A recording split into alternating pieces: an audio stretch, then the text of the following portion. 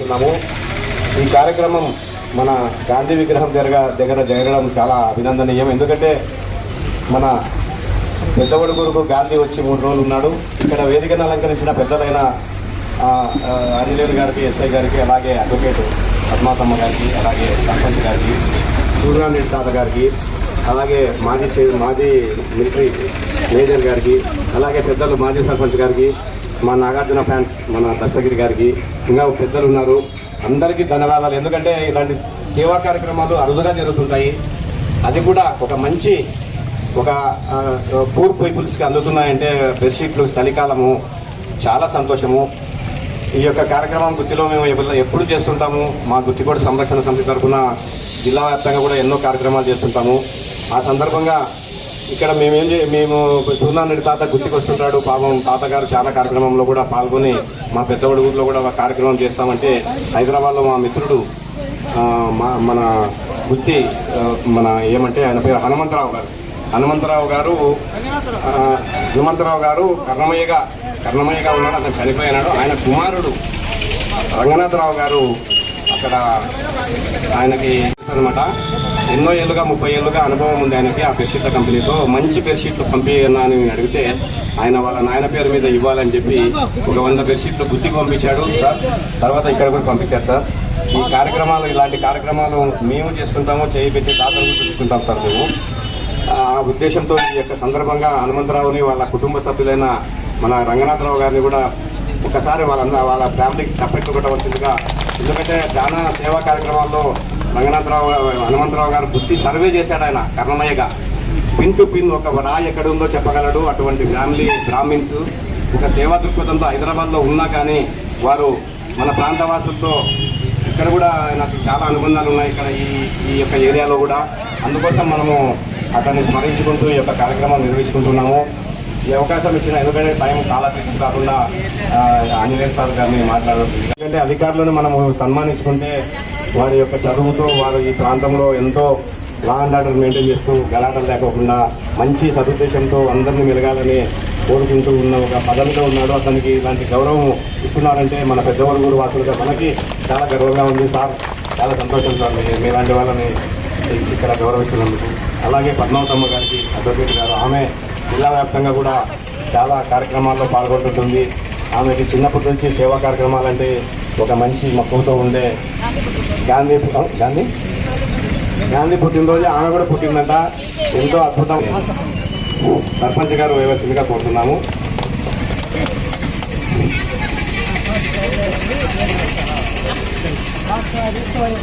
భాస్కర్ కు అందరూ క్లాస్ కొట్టేసిందిగా మన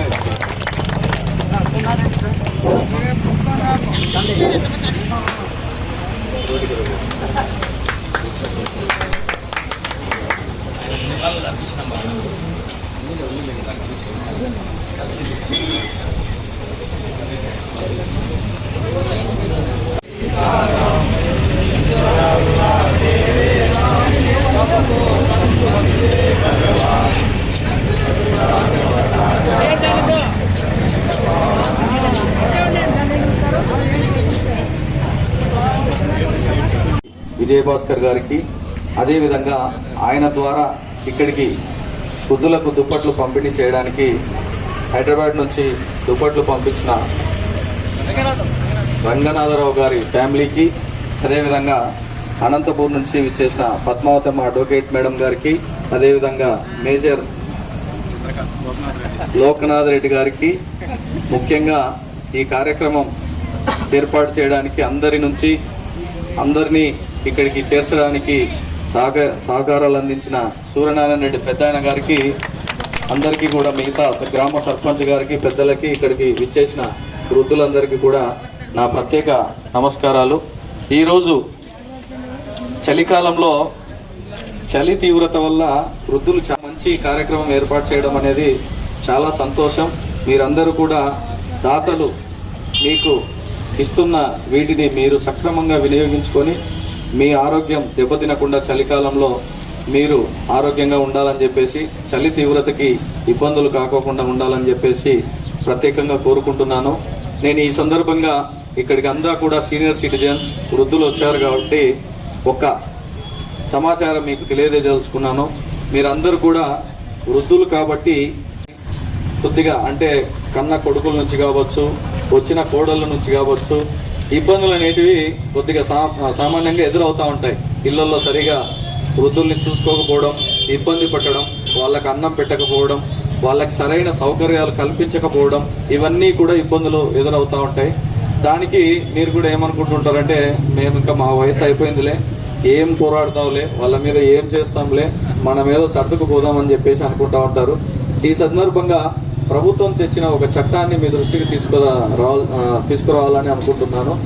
పేరెంట్స్ ఎవరైతే తల్లిదండ్రులను నిర్లక్ష్యం చేస్తారో, ఎవరైతే తల్లిదండ్రులకి వాళ్ళు ఏమి ఇచ్చినా ఇవ్వకపోయినా, ఆస్తులు ధనం ధాన్యం ఏమి ఇచ్చినా ఇవ్వకపోయినా జన్మనిచ్చిన తల్లిదండ్రులు కాబట్టి వాళ్ళని చూడాల్సిన బాధ్యత ప్రతి కడుపున పుట్టిన తల్లిదండ్రుల కడుపున పుట్టిన వాళ్ళందరికీ కూడా బాధ్యత ఉంది.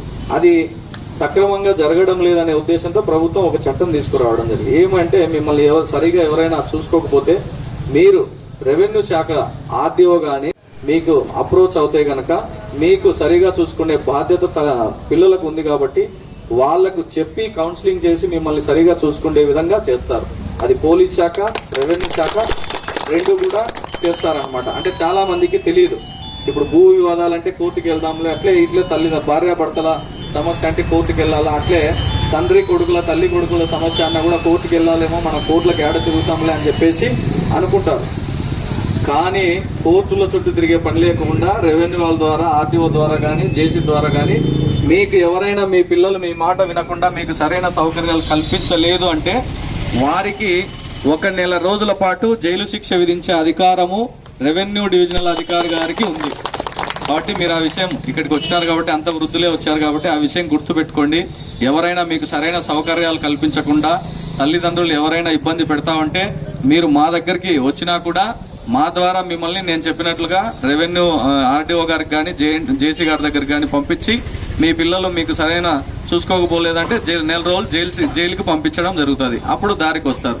కాబట్టి ఈ చట్టం ప్రత్యేకంగా వృద్ధుల కోసం తెచ్చారు కాబట్టి ఈ అవకాశాన్ని, ఈ సందర్భంగా అందరూ మీరే ఉన్నారు కాబట్టి అవకాశాన్ని సద్వినియోగం చేసుకోవాలి. అదేవిధంగా మీకు ఇచ్చిన ఈ దుప్పట్లన్నిటి కూడా మంచిగా వాటిని మీరు సద్వినియోగం చేసుకోవాలని చెప్పేసి కోరుకుంటూ ఈ కార్యక్రమానికి నన్ను ఆహ్వానించిన సూర్యనారాయణ రెడ్డి పెద్దాయన గారికి, గ్రామ పెద్దలకి అందరికీ కూడా ప్రత్యేకంగా ధన్యవాదాలు తెలియజేసుకుంటూ ముగిస్తున్నాను. Thank you. అందులో ఫస్ట్ చింతల చెరువు అమ్మమ్మని ఆమె ఇచ్చింది. ఆ తర్వాత అందరూ కలిసి 27,000 ఇచ్చినారు. గాంధీ గారు ఇచ్చిందా 12,000, ఇచ్చిందా 27,000. అదే హంపమ్మ తన పై మీద బంగారం తెచ్చేసింది మొత్తం. ఆ రకంగా అందరూ కలిసి 5.5 కేజీ బంగారం ఇచ్చినారు ఆ రోజుల్లోనే, ఎక్కడ లేని విధంగా.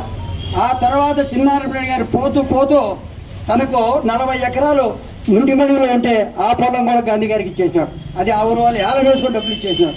తనకున్న కారు, ఆ కారు కూడా గాంధీ గారికి ఇచ్చేసినాడు. అది హిందూపురం వాళ్ళు ఏలం వేసి తీసుకెళ్లారు. ఇంకా ఇక్కడ ముఖ్యమైన విషయం గాంధీ గారు గుర్తించింది ఏమంటే, సుభద్రమ్మ, పద్మావతమ్మ, నారాయణమ్మ వీళ్ళు ముగ్గురు ఏం చేశారంటే తాలిబొట్టు తీసి గాంధీ గారికి ఇచ్చి పసుకొమ్మ కట్టుకున్నారు. తాలిబొట్టు తీసి పసుకొమ్మ, అది గాంధీ గారి ఆశ్చర్యపోయిన, దేశం అంతా తిరుగుతాడని డబ్బులు వస్తున్నాయి, వస్తువులు వస్తున్నాయి, కానీ ఎక్కడ కానీ తాలిబొట్టు రాలేదు. చాలా సంతోషపడినాడు. అయితే ఆయన ఒక్కరోజు ప్రోగ్రాం అయితే తర్వాత ఉరకొండ చూసి మళ్ళీ రాత్రి ఇక్కడికి వచ్చినాడు. మళ్ళా హిందూపురం 3వ రోజు ఇక్కడికి వచ్చినాడు. 4వ రోజు కదిరి చూసిన మళ్ళీ ఇక్కడ వచ్చి 4 రోజులు మన ఊర్లో ఉన్నాడు మహాత్ముడు. ఇంకో విషయం చెప్పాలా, మనకు ఫస్ట్ పెద్దగూడ ఊరు కాదు, మండలం చిపాడు అక్కడ జరుగుతూ ఉంది. నేను దివాకర్ రెడ్డి, బాలచన్నారెడ్డి పోయినాం. అయ్యా పెద్దగూడ ఊరు చాలా ముఖ్యమైన ఊరు, దీనికి ఎట్లనే కానీ వాళ్ళంటే ఎన్టీఆర్ ఒప్పుకోలే, అక్కడే ఉండాలంటాడు, ఉన్నీలే అంటాడు. అన్నీ చెప్పిన తర్వాత నా దగ్గర ఒక 3 ఫోటోలు ఉన్నాయి. గాంధీ గారు వచ్చినవి, పబ్లిక్ మీటింగ్ ఇది రిప్రజెంట్ చేసింది. తర్వాత ఈ జిల్లాలో ఉండే స్వాతంత్ర సమితిలో ఈ 3 ఫోటోలు చూపించి అయ్యా ఇంత దానం చేసినాము అవన్నీ చెప్తే అప్పుడు మన ఊరికి మనం అంతవరకు ఇలా ఎంత చెప్పినా ఉండిపోంటాడు. ఈ చూసి ఇంత పెద్దగా జరిగిందా మీ ఊరు అని చెప్పేసి. కాబట్టి ఆయన మనం ఎప్పుడు స్మరించుకోవాలా, ఆయన కూడా మనం ఎప్పుడు గుర్తించుకొని ఆయన చాలా పూజించుకునే పద్ధతిలో నడుచుకోవాలని చెప్పేసి కొంతమంది అనవసరంగా ఏదైతే మాట్లాడుతారో దానికి ఎవరైనా చేయలేను, ఏదైనా చాలా అనవసరంగా చేస్తున్నారు. గాంధీ గారు అంటే ఏందో తప్పులో ఏందో మాట్లాడుతున్నారు, మేము శుభ్రంగా ఉన్నాయా ఇంటికి వచ్చిన తర్వాత అని చెప్తే వాళ్ళు అదే పని చేస్తున్నారు. చేయొద్దండి దయచేసి. ఇంకే నేను కూడా ఆయన ఇంకోటి కూడా మీకు చెప్పాలా, ఈ ఊరికి సర్వే చేశారు 1956 సర్వే వాళ్ళు వచ్చారు, 70 మంది వచ్చారు. ఆ 70 మందికి చిన్నారెడ్డి గారు 70 రోజులు భోజనం పెట్టాడు. 70 రోజులు అందరికీ రోజు 2 బండ్లు తయారు చేసిన, ఒక బండి ఇట్లా పోయి ఒక బండి ఇట్లా పోయి భోజనం పెట్టాడు. ఆయన చేసిన విధానాన్ని బట్టి మన ఊరికంతా నీళ్ళు ఇచ్చినాడు. చూసుకోకండి మీరు ఎక్కడైనా నార్త్ కెనాల్లో ఒకే కెనాల్ ఒక ఫస్ట్ 1, 2, 3, 4 అయితే పెద్ద ఊడుగురు ఒకటి 12, 13, 14, 15, 16, 17 ఇన్ని కాలువలు ఇచ్చినారు. ఎందుకంటే ఆయన వచ్చినాడు, అందులో ఆయనకు చాలా సహాయం కానీ వచ్చినారు. అదొకటి మీకు శివరామకృష్ణ అని పెద్ద ఇంజనీరు, ఆయన ఆశ్చర్యపోయినాడు ఇవన్నీ చూసి. కాబట్టి మనం ఆయన గుర్తుంచుకొని ఏదైనా వచ్చిన కార్యక్రమాల్లో ఆయన ముందు తలుచుకొని ఈ కార్యక్రమాలు చేయాలని కోరుతూ ఈ అవకాశం వచ్చింది. మీ అందరికీ ధన్యవాదాలు. ఉన్నాయి తల్లిదండ్రులకి పిల్లలకి ఎటువంటి రిలేషన్ ఉంది దాని గురించి చెప్పడానికి వచ్చారు. యాక్చువల్లీ అండర్స్టాండింగ్ ఉండాలి. సైకిల్కి స్టాండ్ ఉంటుంది, పేరెంట్స్కి పిల్లలకి అండర్స్టాండింగ్ ఉండాలి. ఏమంటే అది అర్థం చేసుకోవాలి. వాళ్ళు తప్పు చేసి మీరు సరిదిద్దుతారు, మీరు కూడా తప్పు చేసి వాళ్ళు సరిదిద్దలేరు. వాటిని మనం అర్థం చేసుకోవాలి. సెక్షన్స్ ఎన్నో పెట్టారు, ఇప్పటి నుంచి కాదు, 1955 నుంచే సెక్షన్స్ ఉన్నాయండి.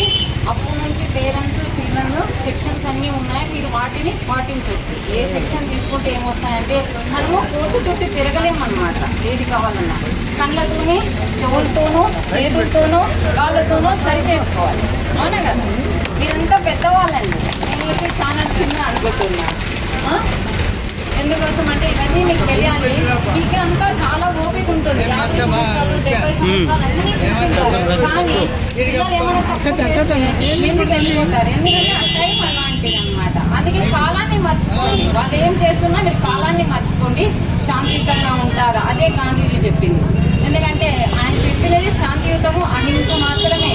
ఇంట్లో వాళ్ళు ఏం చేస్తున్నా కానీ మీరు కాలానికి వదిలిపెట్టండి, వాటికి మీరు శాంతంగా ఉంటారని నేను చెప్తున్నాను. ఏదైనా కానీ బీపీ, షుగర్లు కానీ ఇంకోటి కానీ సున్నామేటి తాతలాగా ఏవి కావాలి. ఎవరైనా ఏమైనా ఇవ్వచ్చు, ఏమైనా మీరు ఇప్పించుకోవచ్చు. కానీ శాంతిని మాత్రం ఎవరు ఇవ్వలేరు, ఎవరు తీసుకోలేరు. అందుకని మీరు పాటిస్తే ఆరోగ్యంగా ఉంటారని నేను చెప్తాను. ఇంతవరకు నాకు ఫీవర్ రాలేదండి. నేను అన్ని కార్యక్రమాలకు వెళ్తుంటాను, అంత యాక్టివ్గానే ఉంటాను. గాంధీ పుట్టినరోజే పుట్టాను. తర్వాత ఇంకోటి, ఆయన సిద్ధాంతాలకి మా మదర్ ఒక మాట అన్నారండి, ఆయన బట్టలు వేసుకోకుండా ఉట్టపైన ఉంటారు, మీకేమి ఇస్తారు, అలాంటి రోజు పుట్టారని చెప్పారు. మాకు చదువు ఇచ్చారండి మా తల్లిదండ్రులు. మంచి చదివాము, డాక్టర్ చేశాను, ఏం ప్రాబ్లం లేదు. శాంతియుతంగా ఉంటే అన్నీ సరిపోతాయని నేను అనుకుంటున్నాను. ఈ సందర్భంగా ఇంత పెద్దవాళ్ళలో నేను చెప్పేది ఒకటేనండి, చాలా పెద్దలంతా ఉన్నారు కదా, ఏదైనా శాంతితో మారిపోతుంది అన్నమాట. మంచిగా మాట్లాడితే బయట వాళ్ళ ఫ్రెండ్స్ అయిపోతారు, ఇంట్లో వాళ్ళతో చిరాకుగా మాట్లాడితే శత్రువులు అయిపోతారు. అదొక్కటే తెలుసు, ఇంకేమీ లేదు. ఇంకెవరేమి హేళన చేసినా, కామెంట్ చేసినా, ట్రోలింగ్ చేసినా మనకేమీ కాదు. శాంతంతో ముందుకు వెళ్ళిపోవడమే మనం నేర్చుకోవాల్సింది. అది ఆయన చెప్పినాడు. స్వతంత్రము ఎలా వచ్చిందంటే మనకు వాక్ స్వతంత్రం ఆయనతోనే వచ్చింది. మనం ఇక్కడ కూర్చున్నామంటే ఆయనతోనే వచ్చింది. ఆయన ఎవరైనా కావచ్చు, చేశాడు, మంచి చేశాడు అంటే మంచిగా అనుకోవాలి. వెళ్ళిపోయిన వాళ్ళ గురించి, ఉన్న వాళ్ళ గురించి చెడు అనుకున్నా మనకు కావట్లేదు. వెళ్ళిపోయిన వాళ్ళ గురించి మంచి అని అనుకోవాలి. తాత ఇందాక బాధపడ్డారు ఆయన గురించి చెప్తూ. ఆయన ఏం చేశాడో మనకు తెలియదు, కానీ ఆయన చూశాడు కాబట్టి చెప్పాలి. మనం ఇప్పుడు ఏం చేస్తున్నాం, మంచి అది చూడాలి. మీరు మీ చేతులతో ఏం చేయలేకపోయినా కనీసము మనం జాగ్రత్తలో శాంతియుతము, అహింస నేర్చుకుంటే చాలని ఆయన అవే వాక్కులు చెప్పిపోయాడు. అందుకోసం ఆయన పాట కూడా వాడారు ఇందాక, రఘుపతి రాఘవరాజన్. ఆ పేరులో ఏముంది అక్షరాల్లో అంటే ఒక్కొక్క అక్షరం ఒక్కొక్క మీకు నాందిని ఇస్తుంది అనమాట. ఎక్కడ పోయినా కానీ. తర్వాత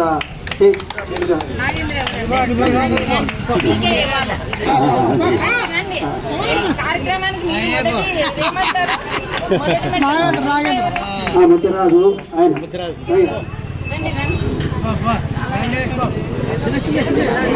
ఇంటింటికి తిరిగి ఎవరు వృద్ధులు ఎవరు భర్త లేరు అని ఇంటింటికి తిరిగి చేసిన ఆయన. ఆ తర్వాత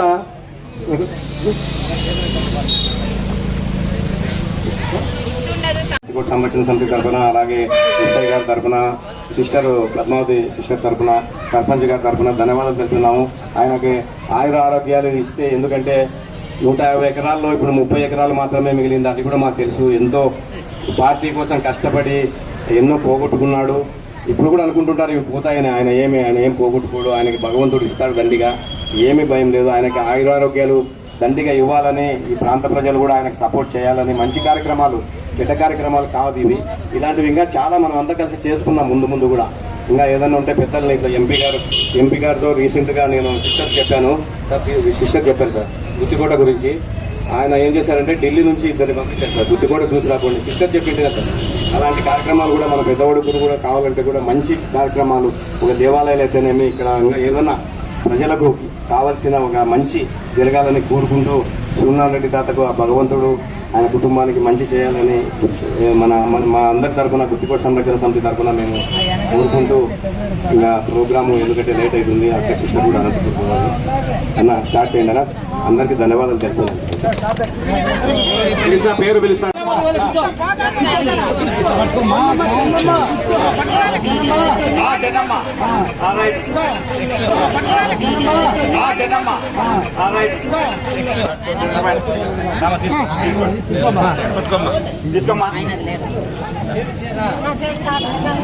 కూర్చోతండి.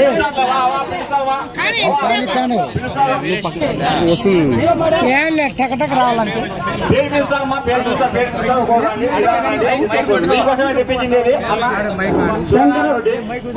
పార్వతి శంకర్ పార్వతమ్మ.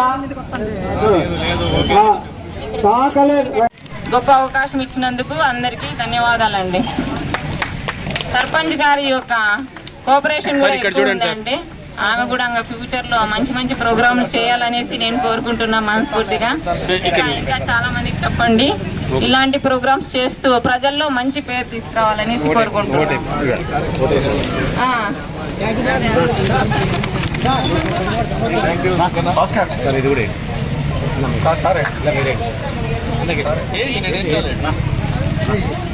ఇప్పుడు దస్తగిరి గారు సన్మానం చేస్తున్నారు.